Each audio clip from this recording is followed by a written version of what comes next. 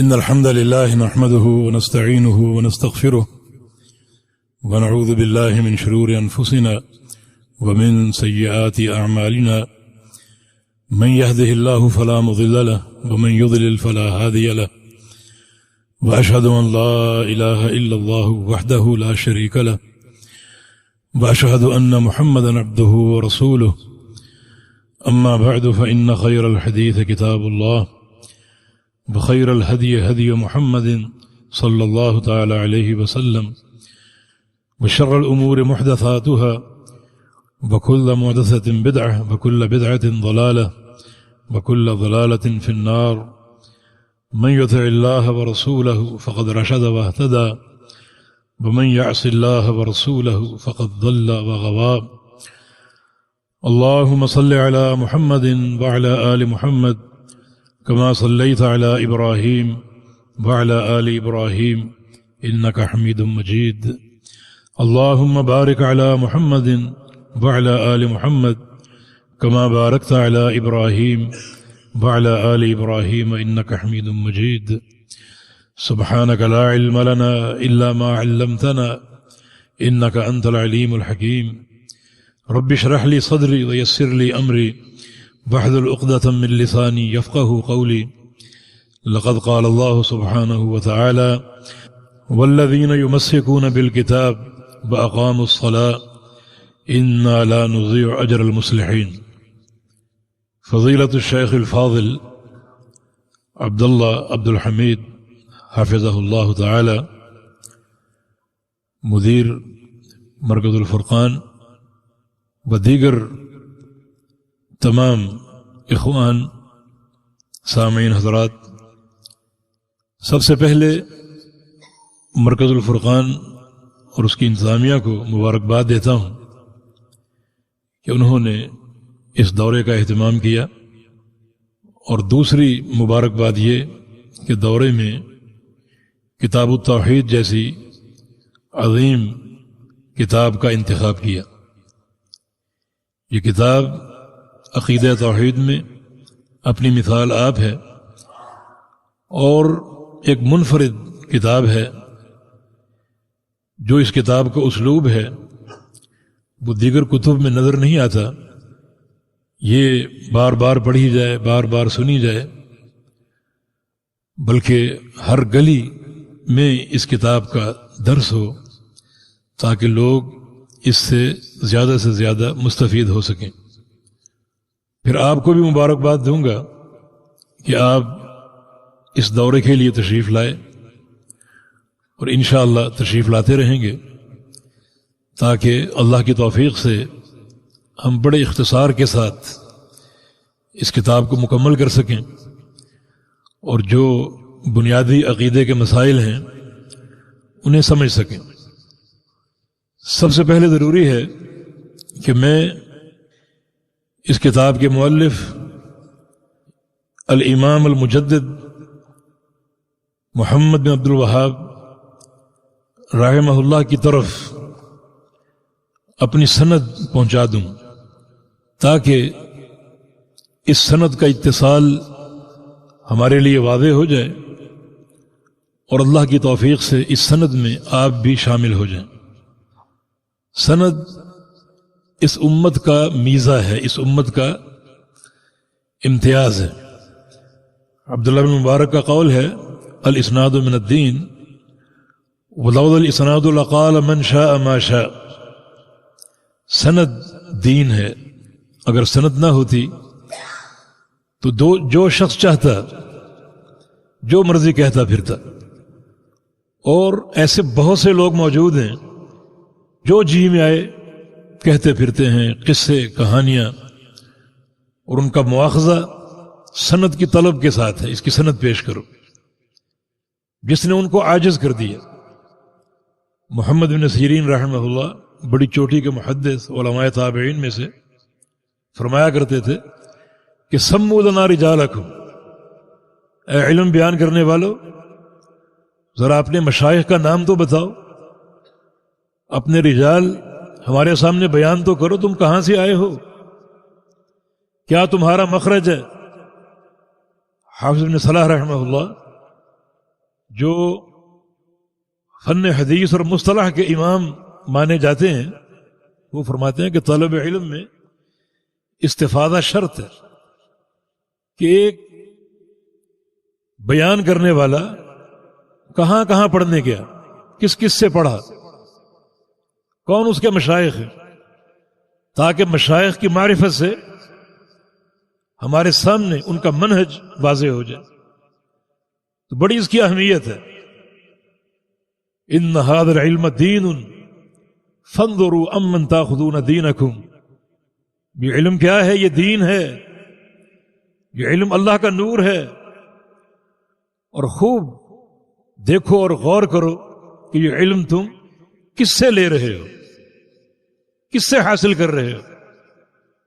اور اس کے لیے علماء شرط ہیں، کیونکہ رسول اکرم صلی اللہ علیہ وسلم نے علماء ہی کو علم کی بقا کا سبب قرار دیا ہے.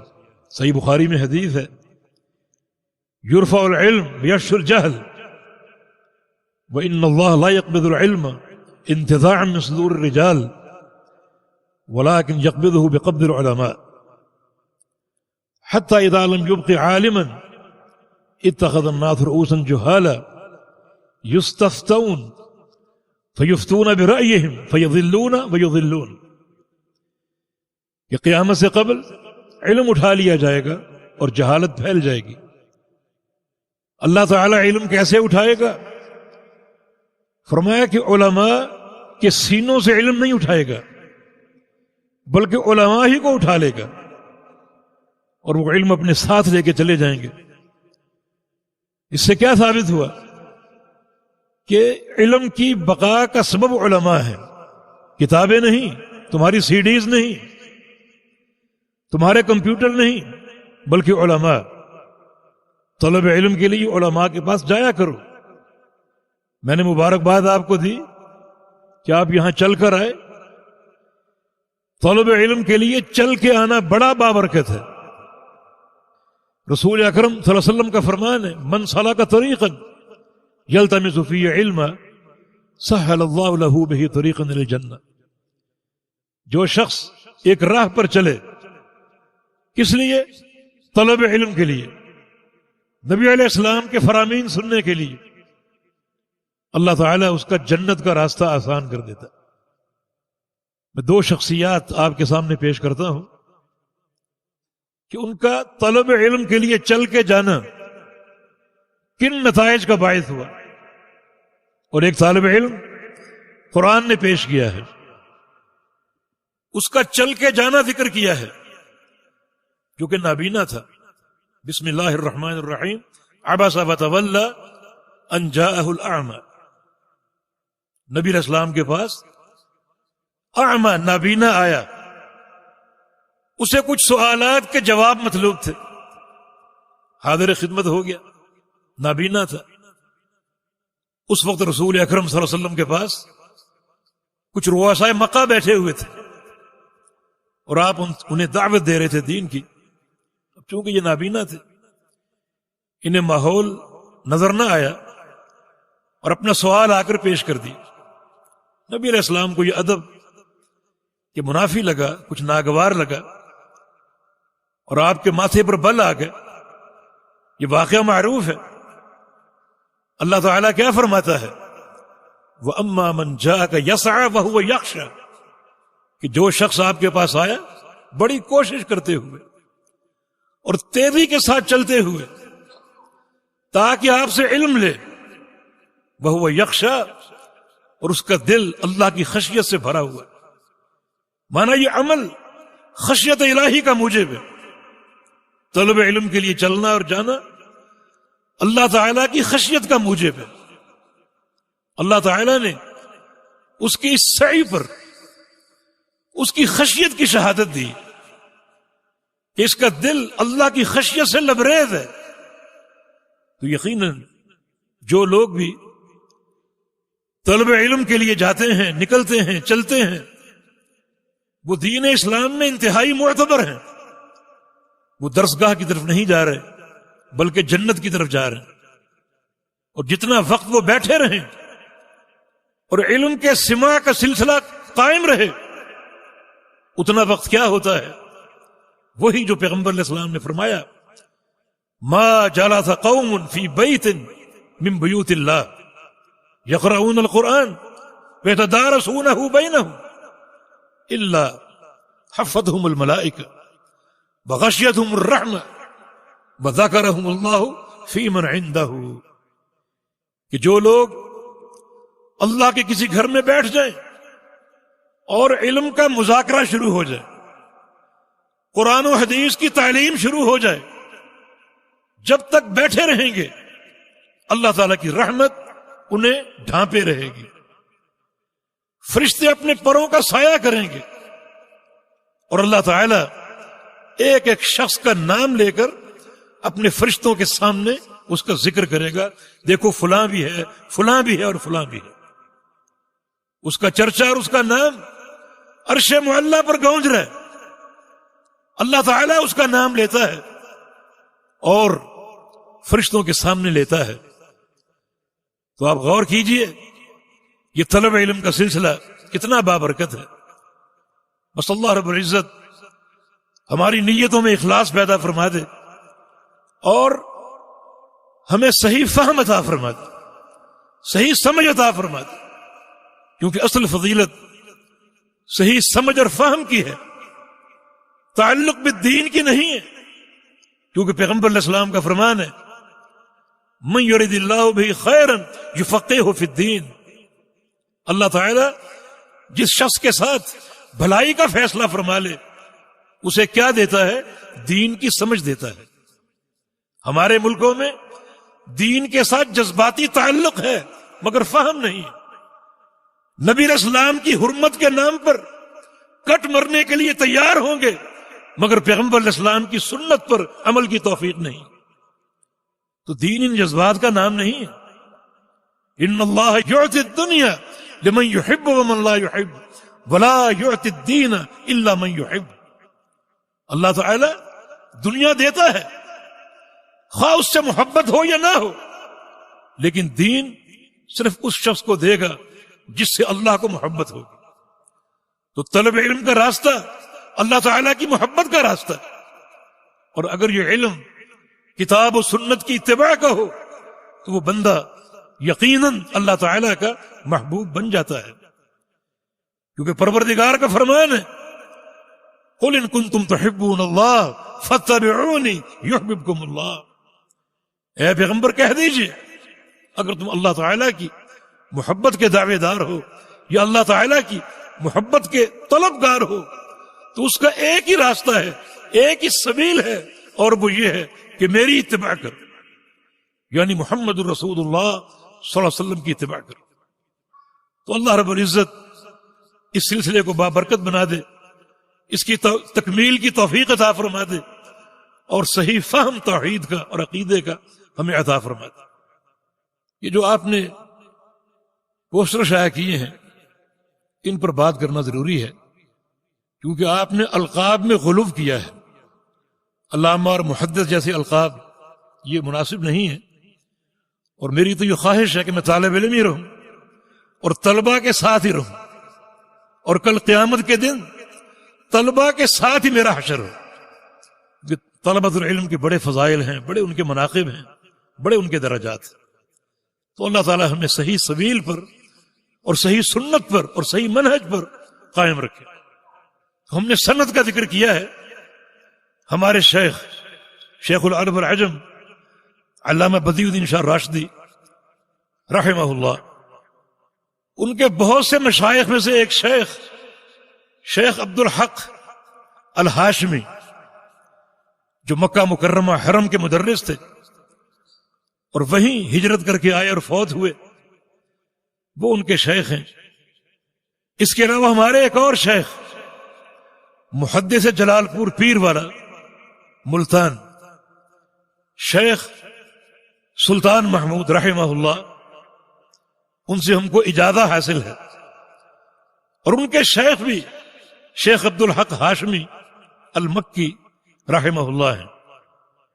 شیخ عبد الحق ہاشمی رحمہ اللہ، ان کا تلمذ عراق کے محدث شیخ احمد بن عبداللہ بن سالم العراقی سے قائم اور حاصل ہے، یہ ان کے شاگرد ہیں۔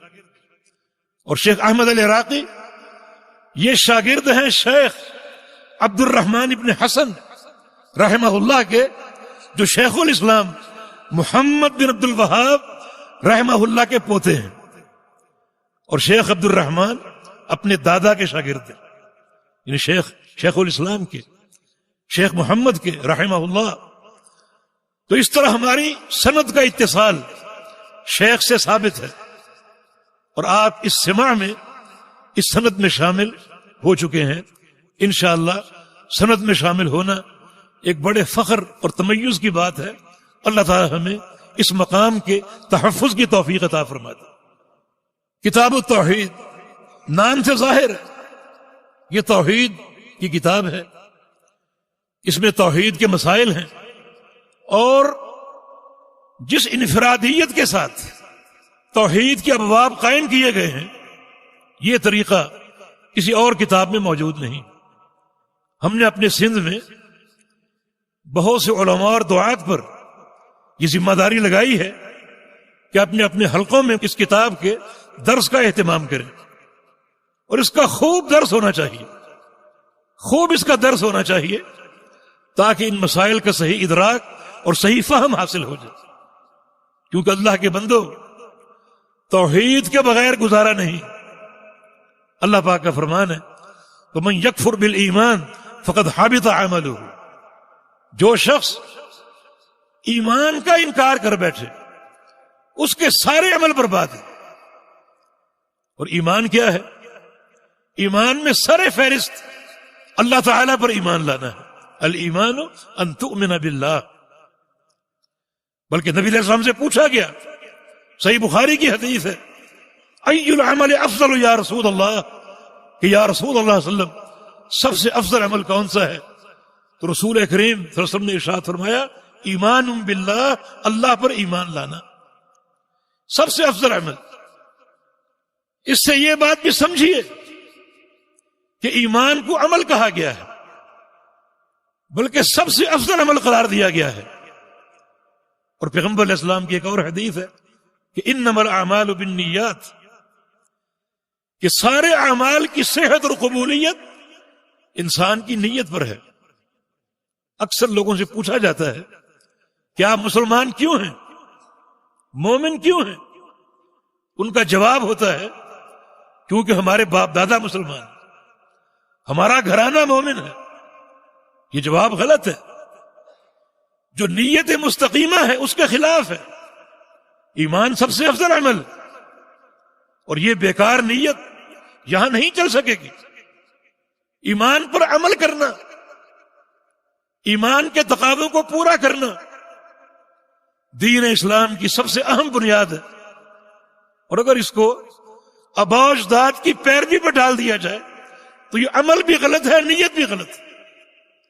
ہم مومن کیوں ہیں، مسلمان کیوں ہیں؟ اس لیے کہ ایمان لانا، اسلام قبول کرنا اللہ کا آرڈر، میرے پروردگار کا امر ہے، جس کی تعمیل کرنا ضروری۔ تو اکثر لوگ اپنے مسلمان ہونے کی مقصدیت ہی میں خطا کے مرتکب ہیں، اور ہر عمل میں اپنی برادری اور آباء اجداد کی پیروی کو ترجیح دیتے۔ اس کتاب میں آپ پڑھیں گے کہ یہ گوشہ بھی شرک ہے۔ سچی توحید کا فہم حاصل کیجیے۔ پیارے پیغمبر محمد رسول اللہ صلی اللہ علیہ وسلم، ان کا ایک تعارف آپ کے صحابی جناب عبداللہ بن مسعود رضی اللہ عنہ کراتے ہیں، اور میں سمجھتا ہوں کہ پیغمبر علیہ السلام کی اتباع میں یہ ایک ہی حدیث کافی اور بڑی اہم ہے۔ فرماتے ہیں کہ اعطیہ نبیکم صلی اللہ تعالی علیہ وسلم فواتح الخیر وجوامعہ وخواتمہ، تمہارے نبی محمد الرسول اللہ صلی اللہ علیہ وسلم کو اللہ تعالی نے 3 چیزیں دی ہیں۔ آپ کے فرامین، آپ کی سنتوں اور آپ کی حدیثوں کا تمیز 3 چیزیں ہیں۔ ایک یہ کہ آپ کے فرامین خیر کے فواتح ہیں. فواتح جمع ہے فاتحۃ، اور فاتحہ کا معنی کھولنے والے. اسی سے ایک لفظ آپ جانتے ہیں مفتاح، چابی کو بولتے. یہ فاتحہ کا ماخذ ہے. تو نبی علیہ السلام فواتح الخیر دیے گئے. جو آپ کی حدیثیں ہیں، آپ کی سنتیں ہیں، وہ خیر کو کھولنے والی ہیں، خیر کے خزانوں کو کھولنے والی. اگر کسی کو خیر حاصل کرنی ہے اور خیر کے خزانے لوٹنے ہیں تو اس پر یہ فرض ہوگا کہ وہ اللہ کے پیغمبر کی حدیثوں کا علم حاصل کرے. اور جو لوگ پیغمبر علیہ السلام کی سنتوں سے اور حدیثوں سے دور ہیں وہ خیر کے خزانے حاصل نہیں کر سکتے. اور اس کے ساتھ ساتھ جوامع، جو آپ کے فرامین ہیں بڑے جامع. آپ کی حدیثیں تحصیل کا درجہ رکھتی. بعض ایسے فرامین ہیں ایک ہی حدیث ایسا منہج کو کھولتی ہے اور دو ٹوک طریقے سے کہ دوسری کوئی گنجائش ہی نہیں بچتی. میں ایک مثال آپ کو دیتا ہوں. نبی علیہ السلام کا فرمان صحیح مسلم میں، من عمل عملا لیس علیہ امرنا فہو رد. یہ حدیث دو ٹوک تحصیل کلمت الفصل ہے یہ، اور پتھر پر لکیر. جو شخص کوئی ایسا عمل کرے جس پہ ہمارا ٹھپا نہیں ہے، ہمارے سے مراد محمد الرسول اللہ صلی اللہ علیہ وسلم، جس پر ہماری مہر نہیں ہے، جس عمل کو ہماری تصدیق حاصل نہیں ہے، چاہے پوری دنیا اس کی تصدیق کرے، لیکن اگر ہماری تصدیق حاصل نہیں ہے تو وہ عمل مردود ہے. یہ قول فصل ہے. کوئی بھی ہو، کوئی قید نہیں، وہ عربی ہو، عجمی ہو، گورا ہو، کالا ہو، مشرق کا ہو، مغرب کا ہو، مرد ہو یا عورت ہو، آجر ہو، تاجر ہو، مستاجر ہو، کوئی بھی ہو، وہ ایسا عمل کر لے جس پہ ہمارا ٹھپا نہیں ہے. وہ عمل کچھ بھی ہو، حج ہو، عمرہ ہو، زکوٰۃ ہو، جہاد ہو، اگر وہ طریقہ ہمارا اختیار نہیں کر رہا تو اس کا وہ عمل مردود ہے. کتنی جامع بات ہے. یعنی ایک جملے میں ایک بڑا مسئلہ واضح کیا اور یہ بات سمجھا دی کہ جس عمل کو اللہ کے پیغمبر کی تصدیق حاصل نہیں وہ مردود ہے. تو نبی علیہ السلام کی حدیثیں فواتح الخیر، جوامع الخیر اور خواتم الخیر. ان حدیثوں کو پڑھو، ان پر غور کرو، ان کو اپناؤ، تمہارا ایک بڑا اہم مرحلہ حل ہو جائے گا. اور وہ یہ ہے کہ خاتمہ خیر پہ ہوگا، خاتمہ خیر پہ ہوگا. جو نبی علیہ السلام کا فرمان ہے کہ انما الاعمال بالخواتیم، بندوں کے اعمال کی قبولیت اور صحت کا دار و مدار بندوں کے خاتمے پر ہے. یہ ایک ہی فضیلت اتنی بڑی ہے کہ اگر یہ ایک ہی حدیث ہوتی نبی علیہ السلام کی سنت اور حدیث کی فضیلت میں تو کسی دوسری چیز کی حاجت نہ ہوتی. پہلی چیز فواتح الخیر کہ نبی علیہ السلام کی حدیث خیر کی چابی ہے. میں ایک حدیث کا حوالہ دیتا ہوں، اس کی سند میں کلام ہے مگر اس کی تائید دوسری حدیث سے حاصل ہوتی. رسول اللہ صلی اللہ علیہ وسلم کا فرمان ہے لا الہ الا اللہ مفتاح الجنہ. لا الہ الا اللہ جنت کی چابی. یہ چابی کس نے فراہم کی؟ محمد الرسول اللہ صلی اللہ علیہ وسلم. یہ آپ کی حدیث فواتح الخیر، لا الہ الا اللہ جنت کی چابی ہے. اور اس کی تائید ایک اور حدیث سے، صحیح مسلم کی حدیث ہے. نبی علیہ السلام کا فرمان ہے ما من عبد توضا ثم قال اشهد ان لا اله الا الله وحده لا شريك له واشهد ان محمدا عبده ورسوله فتحت له ابواب الجنة الثمانية من ايها شاء دخل. جو بندہ اچھے طریقے سے وضو کر لے اور پھر یہ کلمہ توحید ادا کرے، اشہد ان لا الہ الا اللہ، میں گواہی دیتا ہوں کہ اللہ کے سوا کوئی معبود نہیں، وہی لا الہ الا اللہ مفتاح الجنہ. یہ کلمہ توحید ادا کرے اور تاکید کے ساتھ ادا کرے، وحدہ، وہ اکیلا ہے، لا شریک لہ، اس کا کوئی شریک نہیں، یہ کلمہ پڑھ لے، فرمایا کہ فتحت لہ ابواب الجنت الثمانیہ، اس کے لیے جنت کے 8 دروازے کھول دیے جائیں، من ایہا شاء دخل، جہاں سے چاہے داخل ہو جائے۔ دیکھیں یہ کلمہ توحید مفتاح الجنہ ہے، جنت کی چابی ہے، معنی جنت اس کلمے سے کھلے گی، توحید کے کلمے سے، توحید کے عقیدے سے۔ اگر آپ کی توحید میں ایک سوئی کے ناکے کے برابر خلل ہے تو آپ کی زکاتیں، آپ کے صدقات، آپ کے روزے، ہر روز کا عمرہ، ہر سال کا حج جنت کے دروازے کو نہیں کھول سکے۔ جنت کا محور اور جنت کا مدار لا الہ الا اللہ ہے، عقیدہ توحید۔ اس لیے توحید کی بڑی اصلاح کی ضرورت ہے۔ چونکہ وضو کا ذکر ہوا اور پیغمبر علیہ السلام کی اس حدیث کا ذکر ہوا کہ آپ کے فرامین فواتح الخیر ہیں اور جوامع الخیر ہیں اور خواتم ہیں، تو خواتم کے تعلق سے وضو ہی کے حوالے سے ایک اور حدیث سن لیجئے، صحیح ابن حبان کے حوالے سے۔ رسول اللہ صلی اللہ علیہ وسلم نے ارشاد فرمایا کہ جو شخص وضو کر لے اچھے طریقے سے سنت کے مطابق، آپ ناراض نہ ہوئیے گا، سر کے مسح کے بعد الگ سے گردن کا مسح خلاف سنت بدعت ہے، الگ سے بازو پر ہاتھ پھیرنا بدعت ہے، اور وضو مفتاح الصلاح ہے۔ نبی علیہ السلام کا فرمان ہے مفتاح الصلاۃ الطہور، کہ نماز کی چابی وضو ہے، اگر یہیں گڑبڑ ہو گئی تو غلط چابی سے تالے نہیں کھلتے۔ کس طرح مفاتیح جو ہیں وہ تقسیم ہو رہی، جو شخص وضو کر لے اور ایک اور دعا کا ذکر وہ پڑھ لے، سبحانک اللہم وبحمدک اشہد ان لا الہ الا انت استغفرک واتوب الیک، وہی کلمہ توحید، اشہد ان لا الہ الا انت، میں گواہی دیتا ہوں کہ تیرے سوا کوئی معبود حق نہیں۔ وضو کے بعد یہ دعا پڑھ لے، یہ بعینی وہی دعا ہے جو کفارہ مجلس کی دعا ہے۔ اس کا اجر کیا ہے؟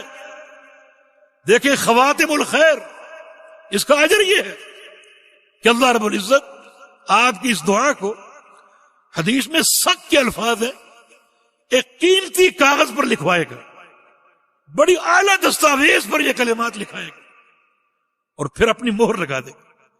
آپ نے کلمات پڑھے، اللہ رب العزت ایک انتہائی قیمتی کاغذ پر یہ کلمات لکھوائے گا اور اپنی مہر لگا دے گا۔ آگے کیا فرمایا؟ فلم تکسر الی یوم القیامہ، اس مہر کو قیامت تک کوئی توڑ نہیں سکے گا۔ خاتمہ خیر، جس شخص کے ایک عمل پر مہر لگ جائے اور وہ مہر قیامت تک قائم رہے، اس کا خاتمہ خیر پر یقینی ہے یا نہیں؟ اس کی موت شرک پر آ سکتی ہے، کفر پہ آ سکتی ہے؟ ہرگز نہیں۔ تو پیغمبر علیہ السلام کے فرامین کتنا عظیم سرمایہ ہے۔ تو ان نصوص سے یہ واضح ہوا کہ جنت کی چابی ایک ہی، نمازیں، روزے، حج و زکوٰۃ نہیں۔ اگر توحید میں خلل ہے تو ان میں سے کوئی عمل جنت کو کھولنے کی صلاحیت نہیں رکھتا۔ جنت کھلے گی صرف کلمہ لا الہ الا اللہ کی برکت سے۔ بڑا عظیم کلمہ، عقیدہ توحید کی اساس، عقیدہ توحید کی بنیاد، مگر سچے فہم کے ساتھ۔ آگے دروس میں ہم نے اس کلمے پر بات کرنی ہے، اس کا صحیح فہم آپ کو دینا ہے، کیونکہ صحیح فہم کے ساتھ یہ کلمہ پڑھنا اور پڑھانا قابل قبول ہوگا۔ یہ عقیدہ توحید کی اہمیت، توحید گناہوں کا کفارہ، توحید اللہ تعالیٰ کے قرب کا سب سے اقرب راستہ، شارٹ کٹ، جنت کا شارٹ کٹ، اللہ کی رضا کا شارٹ کٹ۔ صحیح مسلم میں ایک طویل حدیث ہے، ابو ذر غفاری رضی اللہ عنہ کی روایت سے، یہ پیغمبر علیہ السلام کے ساتھ تھے اور مدینے کی گلیوں میں جا رہے تھے، اچانک احد پہاڑ سامنے آ گیا، ہماری محبتوں کا مرکز، ھذا احد یحبنا ونحبہ، یہ احد پہاڑ ہم سے محبت کرتا ہے، ہم اس سے محبت کرتے ہیں۔ اچانک آ گیا تو نبی علیہ السلام نے ابو ذر غفاری کو ایک علم دیا، ابو ذر ما یسرنی ان یکون احد لی ذہب، یہ جو احد پہاڑ ہے یہ 6-7 کلومیٹر کے طول و عرض میں یہ پھیلا ہوا ہے، مجھے یہ بات پسند ہی نہیں کہ مجھے یہ پہاڑ سونے کا بنا کر دے دیا جائے۔ اگر یہ پہاڑ مجھے سونے کا بنا کر دے دیا جائے مجھے کوئی خوشی نہیں ہوگی۔ غور کریں پیغمبر علیہ السلام کا تعلق جا کر کہاں جڑتا ہے، یہ دنیا نہیں، دنیا کے مراسم نہیں، یہ دنیا کے درہم و دینار نہیں، تعلق باللہ، مجھے کوئی خوشی نہ ہوگی۔ قصہ طویل ہے، آگے چلتے گئے، بڑھتے گئے، اور پیغمبر علیہ السلام کچھ باتیں کرتے گئے، آخر میں فرمایا کہ ابو ذر مکانک، یہاں کھڑے ہو جاؤ، ٹھہر جاؤ، لا تبرح حتی آتیک، یہاں سے ہلنا نہیں جب تک میں واپس نہ آ جاؤں۔ وہاں کھڑا کر گئے اور خود آگے چلے گئے۔ ابو ذر فرماتے ہیں کہ مجھے ایک زوردار دھماکے کی آواز آئی، بہت اونچی آواز، میں گھبرا گیا کہ پیارے نبی اکیلے گئے ہیں، کوئی پریشانی نہ ہو گئی ہو۔ ارادہ کیا کہ دوڑ کے جاؤں اور جا کر اپنے نبی کو دیکھوں، مگر پھر پیغمبر علیہ السلام کی حدیث یاد آ گئی کہ یہاں ٹھہرے رہنا، یہاں سے ہلنا نہیں۔ اب عجیب کشمکش، ایک طرف پیغمبر علیہ السلام کے حوالے سے تشویش ہے اور دوسری طرف پیغمبر علیہ السلام کا فرمان یہاں سے ہلنا نہیں۔ انہوں نے کس چیز کو مقدم کیا؟ اور ایک سلفی فکر کیا ہے؟ اللہ کے پیغمبر کے فرمان۔ ابھی شیخ بھی فرما رہے تھے کہ پیغمبر علیہ السلام کا فرمان، پیغمبر علیہ السلام کی سنت ہر چیز پر مقدم۔ ایک طرف نبی علیہ السلام کی ذات کے تعلق سے خطرہ پیدا ہو گیا، ایک طرف پیغمبر علیہ السلام کا فرمان یہاں سے ہلنا نہیں، تو چونکہ پیغمبر علیہ السلام کا آرڈر تھا، آپ کا امر تھا، وہاں کھڑے رہے، مگر بڑے مضطرب، کتنا تڑپے ہوں گے، لیکن نبی علیہ السلام کے فرمان کو نہیں چھوڑتا۔ تھوڑی دیر بعد پیغمبر علیہ السلام تشریف لے آئے، ابو ذر غفاری مطمئن ہوئے اور نبی علیہ السلام کو اپنی تشویش سے آگاہ کیا۔ آپ نے فرمایا کہ ابو ذر تم نے بھی آواز سنی تھی؟ عرض کیا کہ جی ہاں۔ فرمایا کہ ذالک جبریل، یہ جبریل امین تھے، بار بار آتے تھے، مگر آج ایک منفرد انداز سے آئے، بڑا شور کر کے، ایک دھماکہ سا کر کے، کیونکہ ایک بڑا اہم پیغام اللہ کی طرف سے لائے تھے۔ اس اہم پیغام کو سنانے کے لیے جبریل امین معمول کی طرح آرام سے نہیں آئے، بلکہ ایک شور کے ساتھ آئے، اس پیغام کی اہمیت اجاگر کرنے کے لیے۔ وہ پیغام کیا تھا؟ ابو ذر غفاری سراپا اشتیاق بن کے اس فرمان کو سننے کے لیے تیار ہو گیا۔ رسول اللہ صلی اللہ علیہ وسلم نے ارشاد فرمایا کہ ابو ذر آج اللہ نے پیغام یہ بھیجا ہے، من مات من امتک لا یشرک باللہ شیئا دخل الجنہ، کہ آپ کی امت کا ہر وہ فرد اس حال میں مر جائے کہ اس نے شرک نہ کیا ہو، وہ جنت میں داخل ہو جائے، وہ جنتی، وہ جنتی۔ ابو ذر غفاری نے ایک سوال کر لیا، بڑا اہم سوال، وَإِن زَنَا وَإِن سَرَقَ، خواہ وہ شخص زنا کرے، چوری کرے، پھر بھی فرمایا کہ وَإِن زَنَا وَإِن سَرَقَ، ہاں خواہ وہ زنا کا ارتکاب کرے، خواہ وہ چوری کا ارتکاب کرے، پھر بھی اگر وہ گناہ کرتا ہے، اول تو گناہ نہیں کرے گا، عقیدہ توحید بندے کو اللہ کی خشیت سے بھر دیتا ہے، اور یہ تعلق باللہ اللہ کے خوف کا ذریعہ ہے۔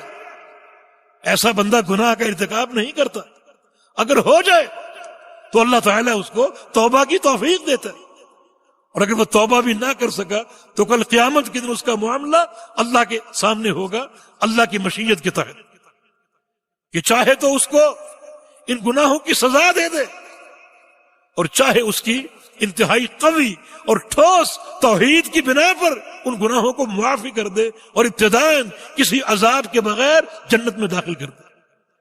یہ توحید کی عظمت ہے کہ یہاں ابتداءً بخشش کا امکان ہے، یہ توحید کی طاقت ہے۔